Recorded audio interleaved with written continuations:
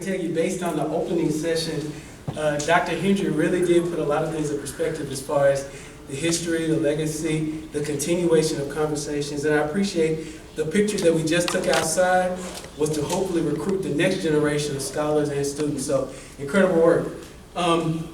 It is both a professional privilege and a personal joy to introduce today my brother, Dr. Reagan Mitchell. Now, given that his work, portions of it focus on critical geography, I would be remiss if I didn't recognize the importance of this particular space.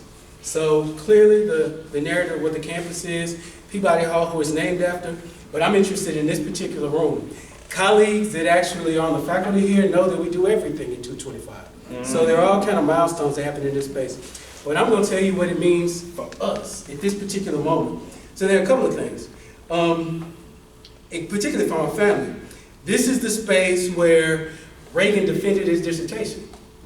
Now recall, Dr. Hendry, you know the reason that Reagan had to have it in this space is because I've never seen so many people come to a dissertation defense. So 219 is usually where it happens, but Reagan did it in this space and he absolutely killed it, I just have to say as an observer. It also is a space where I remember back in 2000, I better get this right, 2017, where I interviewed to be dean.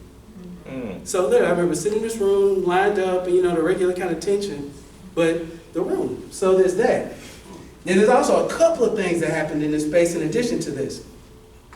This is the place where my wife, Dr. Shonda Mitchell, actually taught classes in here. Okay? So when that little one, Faith Mitchell, was born, she came very, very early. Because she came so early, we didn't get to have baby shower and all of that. So guess what? Several colleagues that are here did right now. They had a baby shower for us. So Faith, before you got here, there was a baby shower. And that's not true. You were actually here. You just stayed in the hospital for 4 months. But you were here. So you don't know what you were here. But here's the story that I'll tell. And I recognize this because I know there are a lot of folks in the room that are currently graduate students. And Dr. Hendry, you just really put a lot in perspective about what CTP is around, the fact that we merge the kind of hierarchies between a faculty, a professor, a professional. What happens in this space, I love it because you could have, and I experienced this, so watch this. I remember a significant part of my childhood with my mom, Dr. Patricia Mitchell, who was at Vanderbilt. Now keep in mind, I don't remember this, but she was pregnant with me while I was in class. My older brother, as well as Reagan, and our youngest brother, Roman, sat in a whole lot of classrooms while parents were working on graduate school, teaching courses, creating a space. And so we really thought, and Carrie, you'll appreciate this, we thought that space outside the main mall on Peabody campus was a park because we spent so much time sitting outside. We sat in the back of classes, okay? So we literally spent time on college campuses blurring the role of what happens in an academic space to build a broader community. At this particular moment, the reason I'm excited about it for Reagan is he defended his dissertation, so he was initiated into this group, and now he's back in this space, this particular moment, to join the likes of arguably the most incredible, relevant, and powerful speakers that have ever built the field of curriculum theory. And I say that he sits in that space toe-to-toe with a lot of those folks. So let me do this.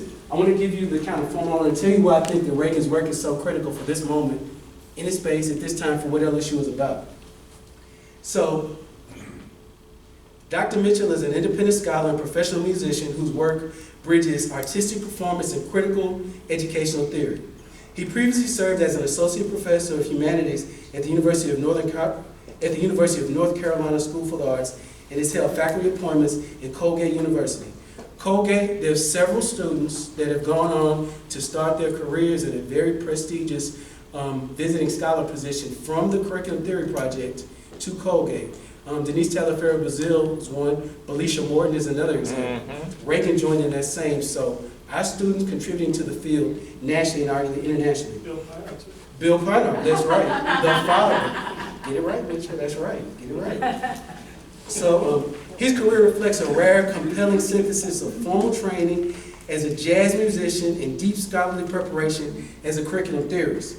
His research examines the cultural and historical influences of race, space, gentrification, auditory architecture, and communal wisdom, and we will say wisdom, incredible distinction, not knowledge, wisdom, on education. His scholarship weaves together curriculum theory, ethnic studies, black diaspora studies, critical race theory, critical geography, and sound studies. He's widely published in journals such as the Journal of Curriculum and Pedagogy, the Journal of Curriculum Theorizing, two journals that really are the leading journals for curriculum scholars. So students, if you're thinking about where your work should be placed and how to be part of the broader conversation, that's the place where the conversation happens. As well as the Philosophy of Education Society Yearbook and the International Journal of Curriculum Studies and Justice. His article, Black Queer Joy in the Face of the Fatigue, published in the International Journal of Qualitative Studies in Education, exemplifies the depth and nuance of theoretical contributions. He's also contributed to special issues such as Sound Trauma's Curricular Attachments for the Care and Educational Understandings in the Journal of Curriculum Theorizing.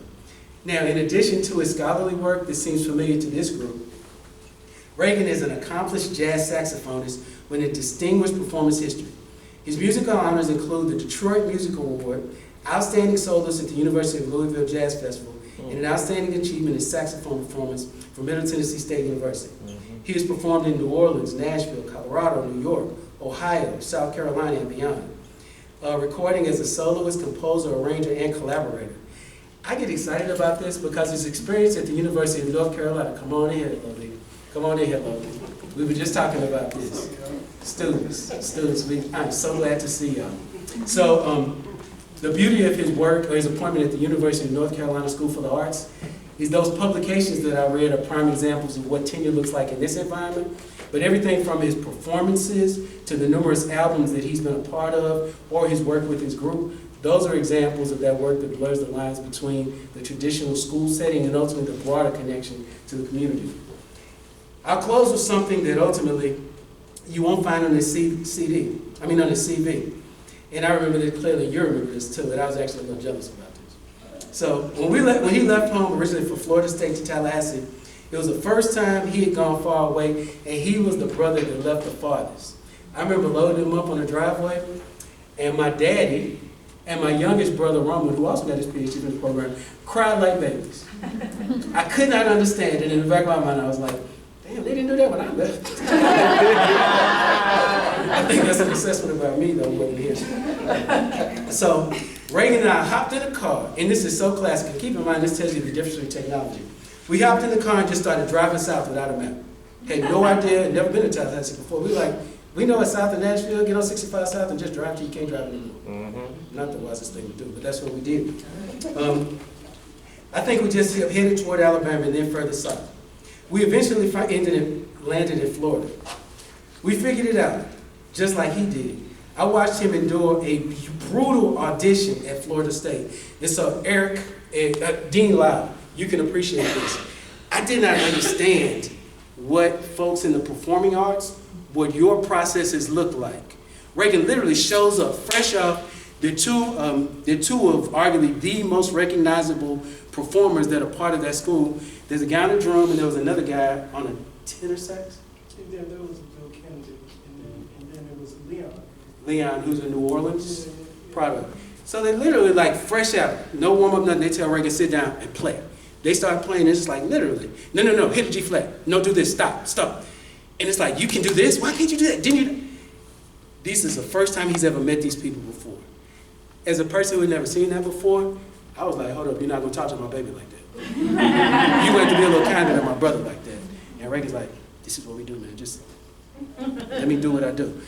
That level of intensity and his ability to basically ride with it. Well, these are like literally the people that are legendary. After I saw him endure that, what we call a dissertation defense is nothing.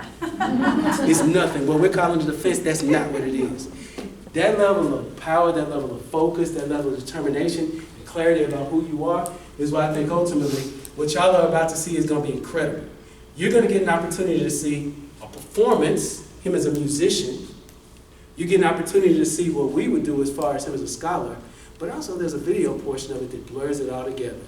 Lolita, what I was actually saying, I say the same thing about Faith and Logan that I want to emphasize. What I get excited about these spaces is those babies need to be comfortable seeing what happens in this space. They should own this. I was joking about Emory, watching him go from baby to adult to literally grown man. That's what curriculum theory is about. It blurs the boundaries. So I will shut up now, and I will introduce you to somebody that I love dearly, but I am also in awe of, Dr. Reagan Mitchell.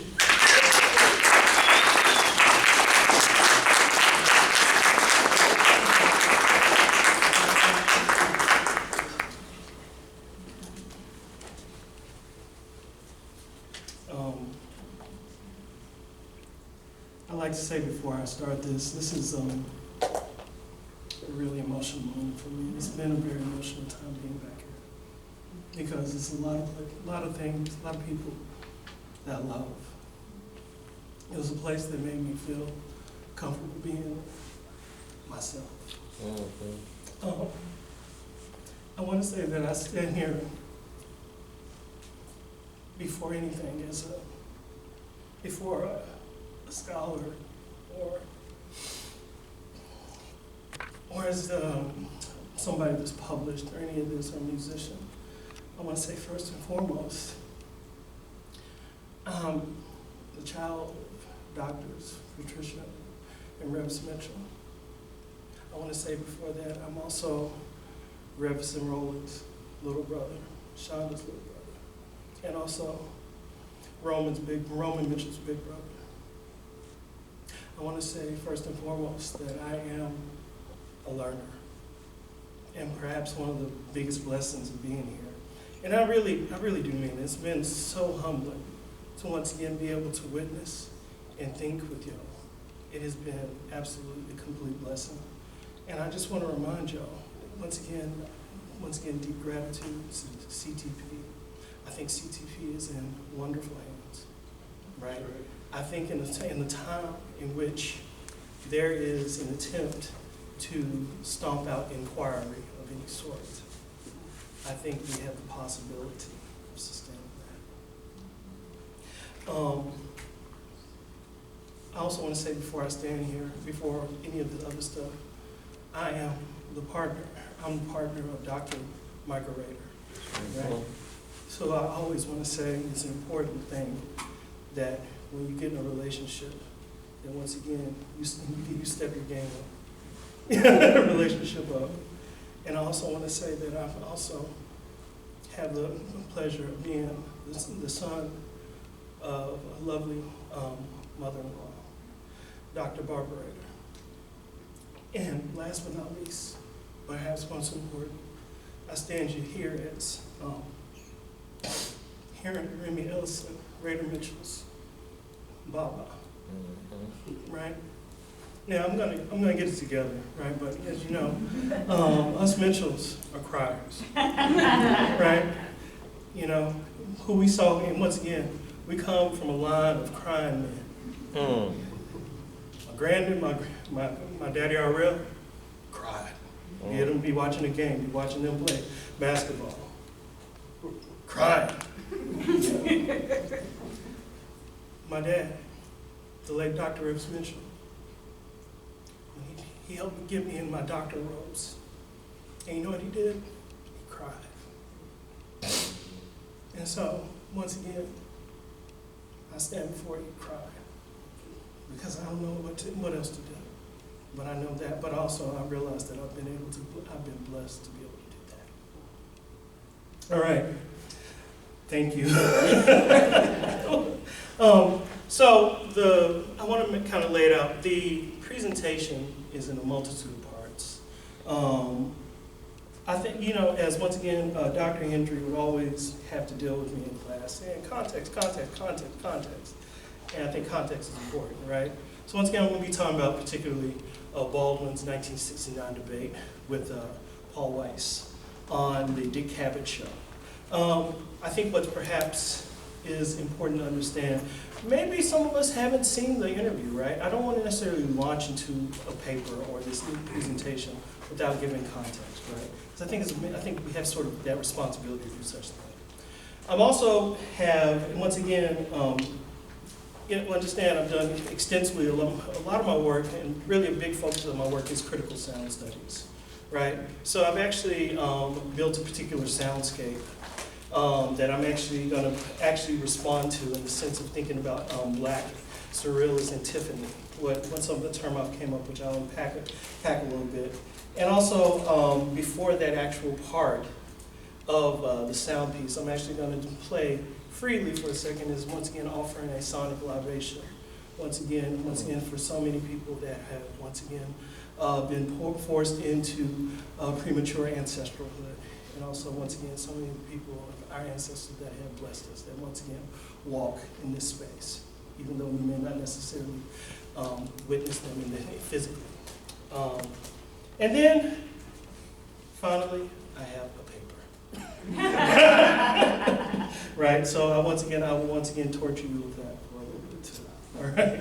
So before anything, I want to move into this particular interview with Weiss. Right. I want to say a lot, but I will say nothing. I will play the interview. Okay.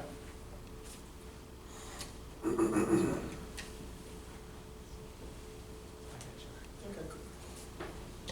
All right. Yes.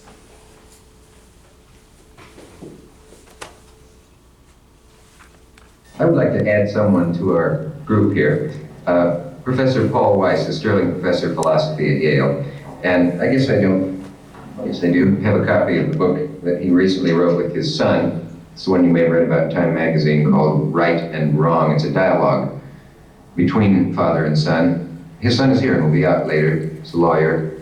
And Mr. Weiss is, did I mention this? Sterling Professor of Philosophy at Yale. You've seen him on the show possibly before. He's the most interesting teacher I had at Yale because he was, he didn't lecture. The class was fluid. He answers questions as they're fired at him. And I'd like him to meet you, if you haven't met him yet, and to meet Mr. Baldwin and Phyllis Newman. And here's Dr. Paul Weiss.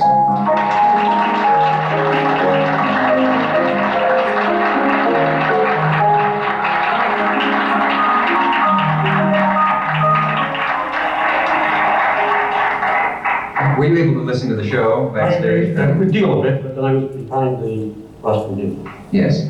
So I heard only some of it. Did you hear anything that you disagreed with? I disagreed with a great deal of it. I have a question. You can ask me anything. Bear with me. Didn't pay for this one. Mr. Baldwin's admirers have written 10 letters, and of course a good deal I agree with. But I think he's overlooking one very important matter, I think. Each one of us, I think, is terribly alone. He lives his own individual life. He has all kinds of obstacles in the way of religion or color or size or shape or lack of ability, and the problem is to become a man. For each one of us, I think we always talk about poverty, race, prejudice. It's important, vital, but it's not really at the center. It deals only with the means in the way, or the obstacles in the way of becoming something much more serious and important. That is to be someone in yourself. To become a man is a difficult job. It takes a lifetime. I don't disagree with that at all. I didn't think you would. But I take that for granted. I really do. That, you see, but by taking it for granted, you emphasize always the obstacles in the way, and perhaps you have it in mind, but I think your hearers very often forget that you have another objective in view, the one we both agree upon. Yes, what I'm talking And I about. don't think was asking that question before, when he asked you, aren't you being more extreme? Is there some other end? Is it all hopeless? In one sense, it is not hopeless. In another sense, it is. It's hopeless in the sense that nobody ever attained the state of being a full man. But it's not hopeless in the sense that every one of us has a problem which he can resolve more or less within himself. These obstacles are terrible, I agree with you, but they are not insuperable if you know what you're looking for. But what I was discussing was not that problem, really. I was discussing the difficulties, the obstacles, the very real danger of death thrown up by the society when a black man attempts to become a man. Yes, there's another thing point to make with that, and I suppose you do agree all this emphasis upon black men and white does emphasize something which is here, but it emphasizes or perhaps exaggerates it, and therefore makes us put people together in groups which they ought not to be in. I have more in common with a black scholar than I have with a white man who's against scholarship. And you have more in common with a white author than you have with someone who's against all literature. So why must we always concentrate on color or on religion or this? There are other ways of connecting men. I'm not talking about that. I understand I know that. you don't. I understand that. But as we sit here now, by the will of the people, a man named Ronald Reagan governs California. And the terms I'm using, you must understand, are not the terms that I myself might choose. I'm not interested in whether a person is white or black or green or yellow. But I'm talking about the force of the state which at this moment is oppressing black people all over this nation. Not all. The force of the state which is oppressing every black man in this nation. You write freely, don't you not? Is black getting in your way as being a writer, an author? Yes. It is, of course I am. I'd like to know how things like get in your way of your being an author. In the first place, now you put me a little bit on the spot. I don't like to discuss myself or my All work. right, let's not talk about you. Let's talk about some other black author or white author. No, let's not do it that way. I'll tell you what I mean. I'll use myself. Let's go to broad. It is the first difficulty then is to, and you will say it's true for everybody, but I am like you, all right? In the first place, I have to deal with the fact that my history is inaccessible to me. That my history in this country begins with the bill of sale. Your individual history? My name is Baldwin. Yes. It's an old English name. My name is Weiss. It has been derived from somebody else. Maybe my great ancestor was white-haired or whatever. Yeah, but you have at least the Psalms of David.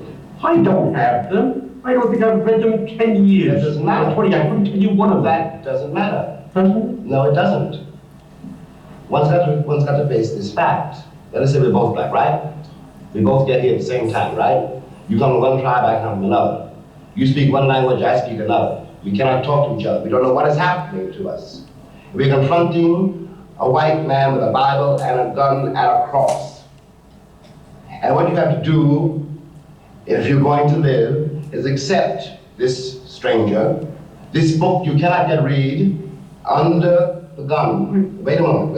You asked me a question, I'll do my best to answer it. Yes, but you want to give me a chance to say something Yeah, too. come All on. right. Really good. I'm not trying to Can I do something even more unforgivable because of due to the mechanics? If we don't pause now, we may not be back for a while. So we will, and then we'll be back. Stay with me. Where were we? I was in the middle of the Psalms of David. Yes. But I was trying to make a point. The point is this simply. That one began here with a history of an identity, not only inaccessible, but also systematically and deliberately denied and destroyed. The one hand report talks about the breakup of the Negro family.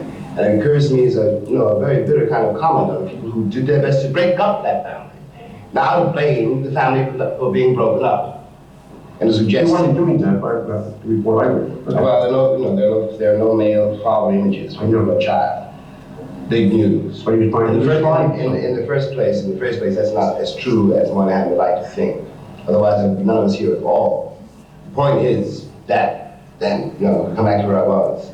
One has to really excavate out of the absence of a history, and then out of the presence of a history which is absolutely indescribable. You must remember that I was taught, and black children until today are being taught, that no black people could ever contributed anything to history, that I was not much better than an ape.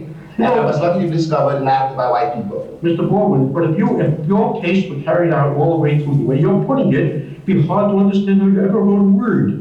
Afterwards, you're a distinguished novelist. You must have had time of freedom. Somebody must have paid attention to it. You must have been reviewed objectively as an author, not as a Negro. Nobody gave a damn whether your great ancestor had been born or sold, but they treated your literature or your work in its own terms. That's where you wanted it, that's where you had it, that's where you're having it now. What are you criticizing? What are you objecting to? That there are terrible injustices, everyone admits. But you're generalizing it, you're rigidifying, you're solidifying it in such a way as if there's no way out. You're an exhibition of the fact there's a way out. This is how to tell if your olive oil is fake. All right. Am I? Yes. You need something in the middle. You're not just the incarnation of blackness, you're an author. That's why I think of you. I beg your pardon. I'm also the oldest of 9 children. All of them are black. I'm one of the few survivors of my generation, all of whom the people I'm speaking of are black. There were Jimmy Baldwin or Sammy Davis, Harry Belafonte, or Sidney Poitier. There are a whole lot of people you never heard of, at least equally talented, perhaps more talented, who do not manage. I'll tell you how one makes it in this country if you're black. You know, you have to decide somehow that you are not going to be controlled by what white people think of you.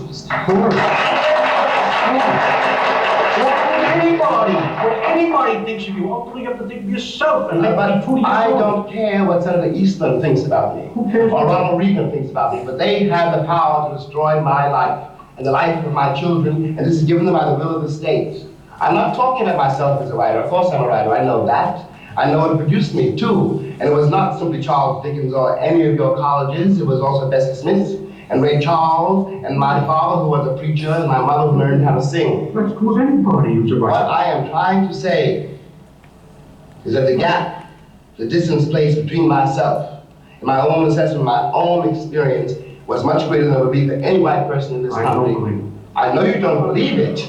I'm not complaining. I'm not copying a plea. It's not a special plea. I'm trying to make you see something. Take my child starts from scratch. They are helped in various exterior ways in order to be able to find themselves. But the finding of themselves goes within. To become a writer is something that you have to struggle with by yourself, in yourself. And all these other things are conditions and problems, and I grant you had more than other people I had. didn't even say that. I said they were different. I'll tell you this. When I left this country in 1948, I left this country for one reason only, one reason. I didn't hear where I went. I might have gone to Hong Kong, I might have gone to Timbuktu, I ended up in Paris, on the streets of Paris, with $40 in my pocket on the theory that nothing worse could happen to me there than it already happened to me here. You talk about making it as a writer by yourself. You have to be able then to turn up all the antenna of which you live, because once you turn your back on this society, you may die. You may die. And it's very hard to sit at a typewriter and concentrate on that if you're afraid of the world around you. The years I lived in Paris did one thing for me. They released me from that particular social terror, which is not the paranoia of my own mind, but a real social danger visible in the face of every cop, every boss, everybody.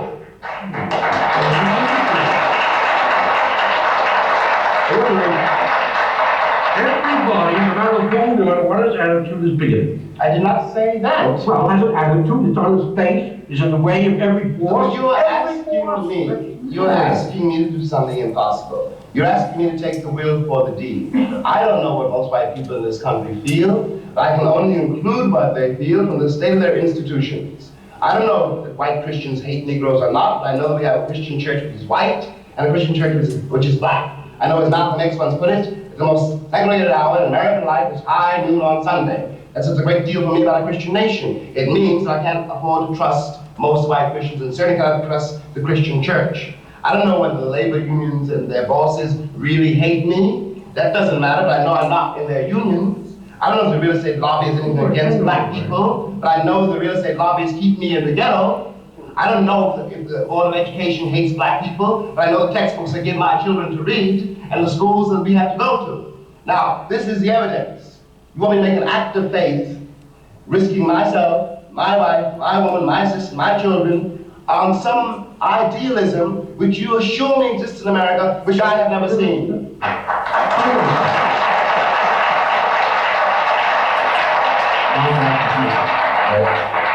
You want to take 30 seconds to answer that?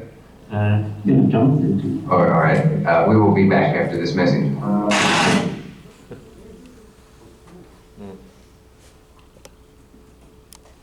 Sometimes all we have is shade.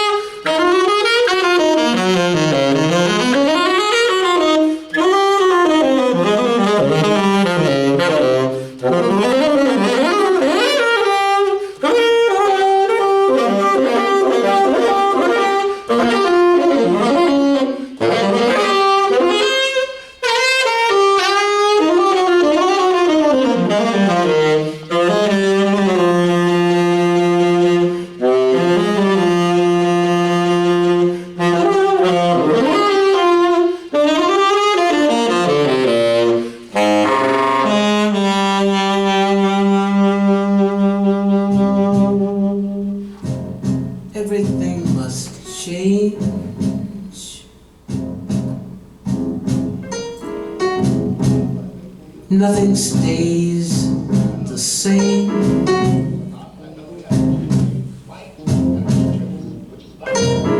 Everything must change.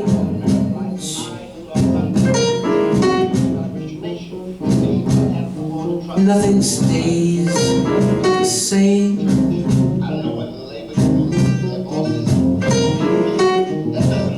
Everything must change.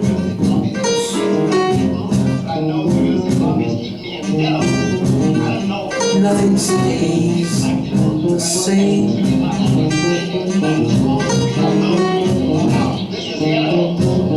Everything must change.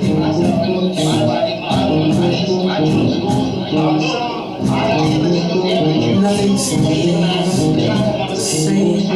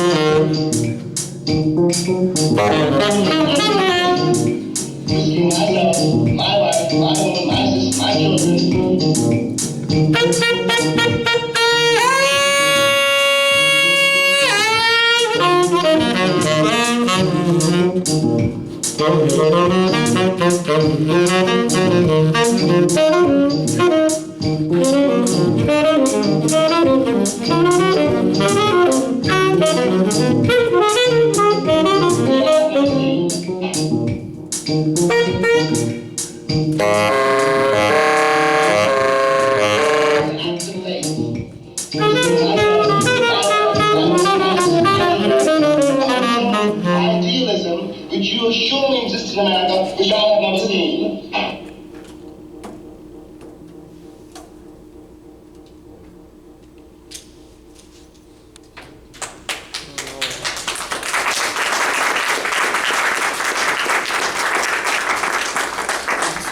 Thank you so much. Now for the reading portion. Ambiguous as Prince, black as Fanon, literary as Reed, dandy as Andre Talley, the Afro-Surrealist seeks definition in the absurdity of a post-racial world. Ambiguous as Prince, black as Fanon, literary as Reed, dandy as Andre Talley, the Afro-Surrealist seeks definition in the absurdity of a post-racial world. Ambiguous as Prince, black as Fanon, literary as Reed, dandy as Andre Talley, the Afro-Surrealist seeks definition in the absurdity of a post-racial world. The line I just recited is the 8th tenet from D. Scott Miller's 2012 Afro-Surreal Manifesto. Scott's manifesto is in tandem with Andre Breton's 1924 Surrealist Manifesto. I see this as important to emphasize that the Surrealist project was something in which Breton envisioned as a liberatory system, challenging the problem-isms of racism, classism, misogyny, greed, etc. I make mention of Breton's intent, considering the shallow reduction put forth through the dominant discourses, reducing Surrealism to a style of visual art. This is not to say Breton was not concerned with art of all modalities. Rather, Breton, a poet, an author, was considering the bigger idea of what a politically grounding, envisioning / dreaming aesthetic expressions could do in way of emboldening liberatory practices. At the core of Breton's Surrealism discourse was his inspiration from the Haitian Revolution, along with the mysticism embodied within the enslaved protagonist and accomplices. What is perhaps most important in Breton's admiration and influence gained from the Haitian Revolution, approximately 120 years old at the time of his Surrealist Manifesto, is that the overall discourse of Surrealism was one grounded in black consciousness.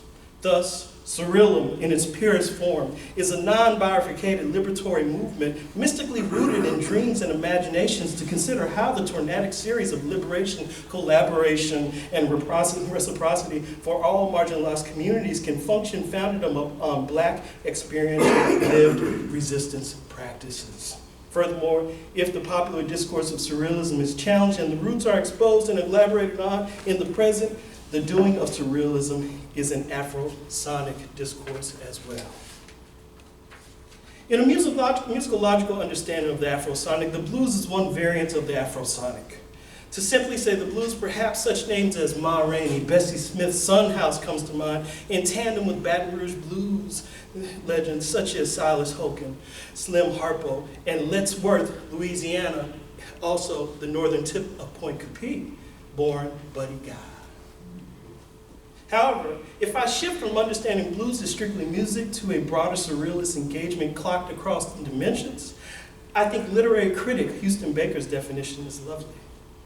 Baker, in his 1984 book, Blues, Ideology, and Afro-American Literature, describes the blues as, quote, rather than a highly personalized form, the blues offer a phylogenetic recapitulation, a non-linear, freely associative, non-sequential mediation on species experience, end quote. Baker's acknowledgement of the nonlinearity, recapitulation, and meditation are what I see as denoting the surrealist consciousness of the blues, along with the black diasporic worlds the blues unearths in one's consciousness recursively. The blues is one of the many variations of the Afrosonic discourse which continually blurs, topples, and challenges bifurcation of the consciousness. And leaning into the Afrosonic discourse is the meditative space whereby reflexivity emerges, creating paradigmatic shifts, which I would further characterize as pedagogical enlivenments. And getting closer to, and getting looser in our rigid dimensionalities to witness pedagogical enlivenments, we can take such liberatory resistances as seen in the Haitian Revolution's manifestation on Louisiana soil through Buddy Guy's birthplace of Point Coupee. The paradigmatic shifts within social consciousness created through social resistance events are pedagogical enlivenment. The manifestation of the paradigmatic shift occurs in witnessing the simultaneity of ontological and epistemological shifts inspired by Haiti's resistance to France's colonization. For the U.S. project, this ethos settles approximately 41 miles from Baton Rouge and Point Coupee Parish. It is the Point Coupee revolt of enslaved folks in 1795 that was inspired directly by resistance efforts and victories of enslaved folk in Haiti. I would frame this revolt as a pedagogical enlivenment.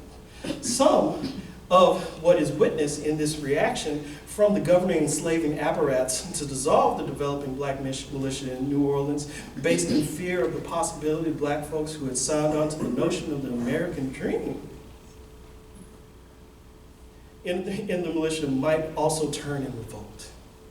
Overall, it is the both and of the imaginary to be placed in social consciousness, which is the paradigmatic shift contributing to the pedagogical enlivenment in both how the oppressor and the oppressed understand simultaneously the possibilities and modalities surrounding the what's and who's of power and control. It is this sort of witnessing I will discuss in my analysis of author James Baldwin and Yale philosophy professor Paul Weiss's May 16, 1969 debate on the Dick Cavett Show, which I identify as pedagogical enlivenment. In unpacking aspects of the interview between Baldwin and Weiss, my discussion will first begin with explaining what I have termed Black Surrealist Antiphony. Define Black Surrealist Antiphony as a diasporic call in response to Black lived experience across space and time. Surrealistically, Baldwin's discourse plays on the mobilization of the absurd to bring awareness of the problematics of self and social conditions. To further consider Black Surrealist Antiphony, I call upon examples of the peck, pause, and recourse routed through Afrosonic discourses of saxophonist composer Sonny Rollins, pianist singer composer Shirley Horn, and pianist composer Thelonious Monk, each presented in the sonic collage I played before. I then follow with analysis of a few quotes directly from Baldwin and Weiss's debate. In the analysis, I identify the points that Baldwin is enacting aspects of Black Surrealist Antiphony. In doing so, I further identify how Baldwin is cultivating a pedagogical enlivening whereby Weiss and Cavett must look at the problematic liberalism they expose, considering the spectrums of inequity they and Baldwin's realities are constructed through the U.S. project. Lastly, in conclusion of this discussion, I arrive and ponder uncomfortably the premise of Baldwin's Black Surrealist Antiphony and what it offers to the field of curriculum theory, presently as the past, present, and future offered as the always as is. Black Surrealist Antiphony is the call and responsive counter, simultaneously ontological and epistemic, to attempted silence and erasure of Black voices of lived experiences. From a Black Surrealist standpoint, the antiphonal flavor resounds loudly and proudly by way of the absurd. Absurdity through Black beingness exists, though not exclusively bound to variants of playing the dozens, aka roasting the opposing parties in fits of competition and jocularity. In this context, the absurd is placed in theater amongst performances and audience, the premise to elicit humor from the attendees through elevated and exaggerated descriptions at the expense of the captain party.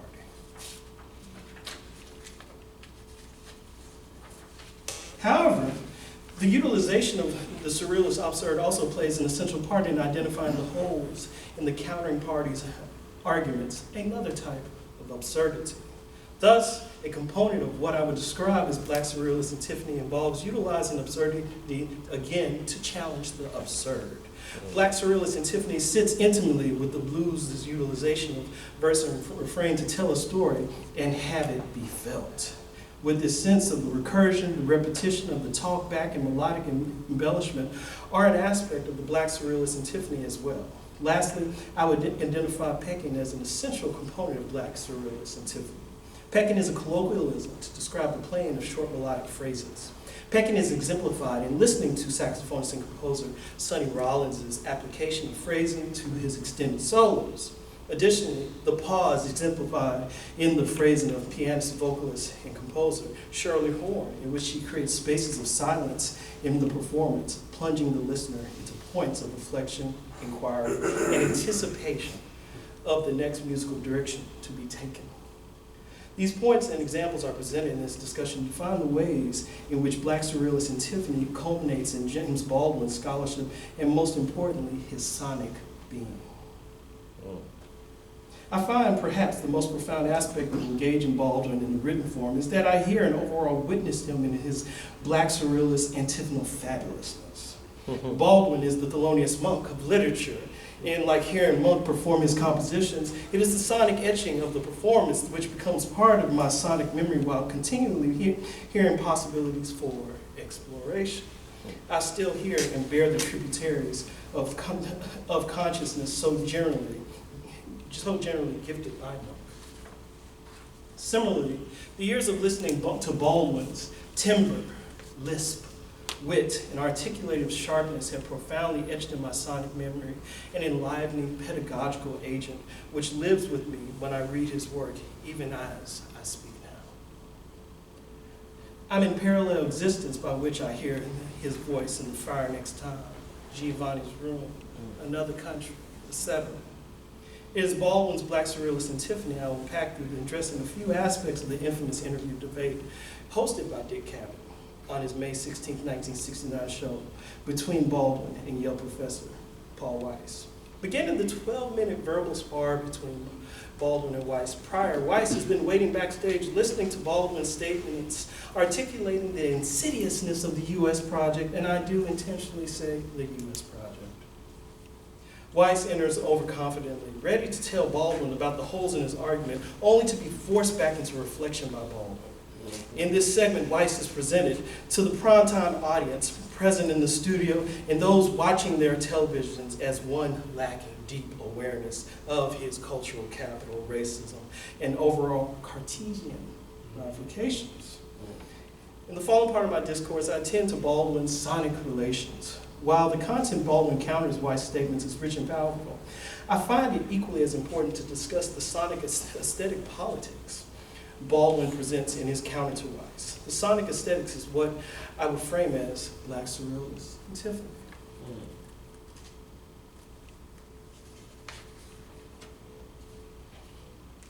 The broad thematic apparatus of the debate with Baldwin and Weiss is around the individual versus the state in tandem with blackness. Throughout the interview and debate with Cavett and Weiss, Baldwin is addressing the endemic racism of the U.S. nation-state. Baldwin holds firm, articulating how the educational institution functions as a violent appendage of the U.S. nation-state. He states, quote, "I was taught, and black children are being taught, that no black people ever contributed anything to history, that I was no better than an ape, and I was lucky to be discovered by white people." End quote. I should also add how these statements Baldwin echoes about the U.S. educational system's oppressive impact on him and overall black community reek of a David Hume-esque stench. Ugh. You know, that part when David Hume writes in his 1748 essay of Populace of Ancient Nations, quote, "I am apt to suspect that Negroes and in general all species of men, for there are 4 or 5 different kinds, to be naturally inferior to whites. There never was a civilized nation of any other complexion other than white, nor even any individual eminent either in articulation or speculation, no ingenious manufacturers amongst them, no arts, no sciences," end quote. The collective of Baldwin and Hume's statements articulate a poetic ideological circumstance imposed by the Enlightenment Project. So once again, we have some projects going on. We have the Enlightenment Project, and we have the US Project, right? Hume frames and passionately caps for racialized hegemonies then, though I must also emphasize the problematic lack and robust acknowledgement and critique about how the centrality of race functioned and presently functions in analysis of the Enlightenment. Additionally, Baldwin's public chronicling of the subordinate conditions ascribed to black folks within the U.S. schooling system is harmonized within a Du Boisian double consciousness space-time dynamic. Thus, the black children in the educational institution are told of in Hume's words, quote, having no ingenious manufacturers, amongst them no arts, no sciences, end quote. Baldwin stands as both witness and experiencer of these Enlightenment humanesque hegemonic apparatuses. Altogether, the sentiment Hume advocates, as with many other Enlightenment thinkers, including Hegel, Jefferson, Leclerc, and Kant, the list goes on, espouse an epistemic violence relegating black diasporic knowledges that Robin D.G. Kelly referred to as the black radical imagination towards erasure. Yet, post-Baldwin identifying the hypocrisy of the U.S. educational institution claiming to be sites of education, Weiss goes problematically narrow in his analysis, asserting that race has not been a factor limiting Baldwin's success as a writer. Weiss goes as far as to question Baldwin's credibility to even present racism as a component presently blocking opportunities for him and overall black folks' existence in the U.S. project. In part of Weiss's objection to Baldwin's critique, he says, "You're a distinguished novelist. You've had time, freedom. Someone must have paid attention to it. You must have been reviewed objectively as an author, not as a Negro. Nobody gave a damn whether your great ancestor had been bought or sold. Your literature, your work on its own terms, that's the way that you wanted it, the way you had it, that's the way you're having it now. What are you criticizing? What are you objecting to? That there are terrible injustices, everyone admits, but you're generalizing and rigidifying. You're solidifying in such ways there is no way out. You're an exhibition of there is a way out," end quote. Weiss's response to Baldwin espouses both the privilege bequeathed through racism and immense cultural capital he has so comfortably constructed his career and overall secured his livelihood. In response, Baldwin says, "Am I?" This "am I," when heard and listened to, carries black aesthetic resonances akin to witnessing black elders prompt correction of the offending party being out of line, to getting read hard at the ballroom gathering. The "am I" is the peck, the melodic rhythmical cell Baldwin utilizes in combination with his application of leaving space, signaling to the public as to ask, did he just say that? And to Weiss, you done fucked around, and now it's time for you to find out. The segment collectively represents Baldwin's black surrealist Antiphony in context of speaking to Weiss's oversimplification and his overall impression in black folks' lived experiences. While Baldwin presents the peck with stating, "Am I?" he has simultaneously engaged the discourse in Antiphony fashion, inviting Weiss to reflect on what he has so flippantly said. Baldwin also presents an Afro-surrealist analysis in his response to Weiss's Cartesian bifurcations. Baldwin's "am I" is the Afro-surrealist reminder to both Weiss and Cavett that his statements exist epiphenomenally, whereby the past, present, and future function as the always as in now at the time of the interview debate. Thus, the U.S. nation is violent from black folks, both epistemically and ontologically. The violent nature is not something of the past, but rather a collective resonant bleeding of the past into the present and into the future.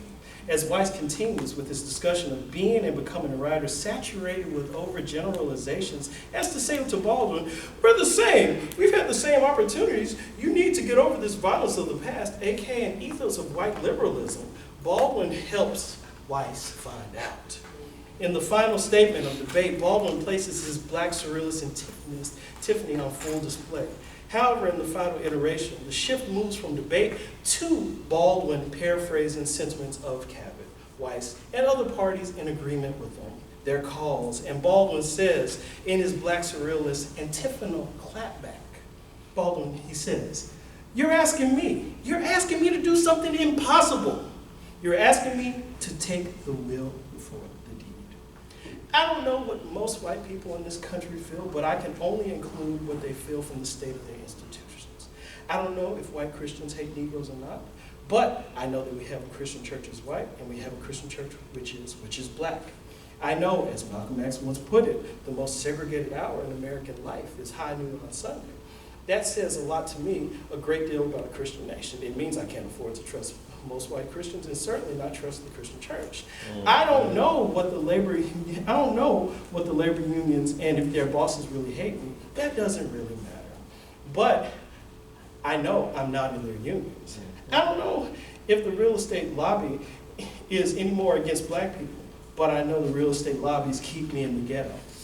I don't know if the Board of Education hates black people, but I know the textbooks they give my children to read in the schools that we have to go to. Now, this is the evidence. You want me to make an act of faith, risking myself, my life, my woman, my sis, my children, on some idealism which you assure me exists in America, which I have never seen. End quote.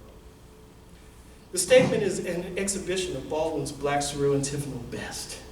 For the entire length of the interview, he has offered much generosity in his knowledge. The knowledge Baldwin has offered was not about flexing his brilliance, though quite a flex, but rather an invitation to become better accomplices. Baldwin's point is arrogantly dismissed by Weiss and Cavett.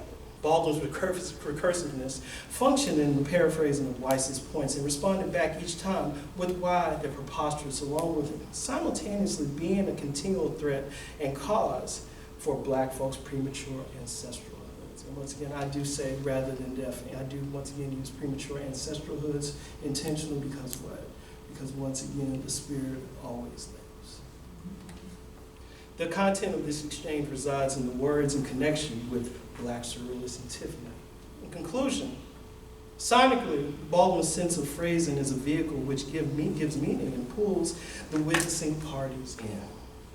The pecking, the pauses, and recursivity culminate in his final shout choruses on the blues of realities and lived experiences of black folks then, presently, and quite possibly in the future. Yet, it is Baldwin and so many others whose Black Surrealist Antiphony, when allowed to roam freely in communal consciousness, stir and encourage an improvisational ethics, which hopefully moves folk from reflection to reflexivity, change, and action.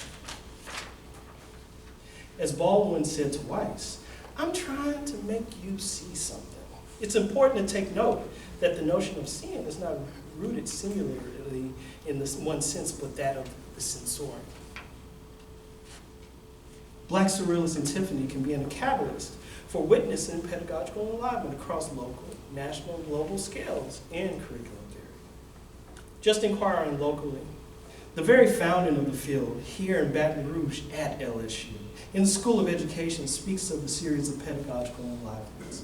Considering the field founders, Bill Piner and Bill Dahl, what they placed at the core of the curriculum theory, what the curricular moments cutting across and resonating collectively, the scales of past, present, and future, decentering the classical brick and mortar institution, and continuing with silences and erasures of socio-historical, racial, ethnic, economic, epistemic, and ontological memory. Most importantly, the nature of contending must be attended to with an open heart, open mind, and overall unbifurcated sensorium. In doing so, the Black Surrealist antiphonal resonances of such events like 1795 Point Coupee Revolt, Congo Square's gathering of enslaved folks from 1817 to 1851 circa, Black Indian masking traditions, the 2016 lynching of Alton Sterling by the Baton Rouge Police Department, and so many other events in Baton Rouge and throughout Louisiana provide rich possibilities to go and cultivate, assist us, those engaged in the field of curriculum theory, and overall attempting to be present to pedagogical enlivenment in creating a more robust sense of ethics. A type of ethics not based in the polarities of right and wrong, but rather a condition of impasse, whereby the process of creating community and alternative world building continually bequeaths scales of presence and meaning, with a responsibility to stay engaged with how the event is always unpredictably playing back and forth across dimensions. In my final remarks about Black Surrealist Antiphony, I want to again posit the reminder of how pedagogical enlivenment, especially in consideration of Black liberatory movement creation historically and presently, is only partially realized in the absence of Afrosonic discourses. The Afrosonic and its appendages, Black Surrealist Antiphony being one of them, are discursively playful and intellectual sachets, utilizing absurdities to read and reread the absurd conditions ascribed to Black communities by oppressors. Moreover, Black Surrealist Antiphony carries with it a responsibility to also build coalitions with other subordinated communities. To witness Baldwin dismantle Weiss's and Cavett's points is the Black Surrealist Antiphonal moment rooted in aesthetic Black diasporic knowledge modalities. However, this is one of the many examples of pedagogical enlivenment amongst a sea of other events, which when resituated in curriculum theory can be vital in reigniting and sustaining inquiry around communal maintaining and cultivation regarding the materialities of responsibility. Thank you so much.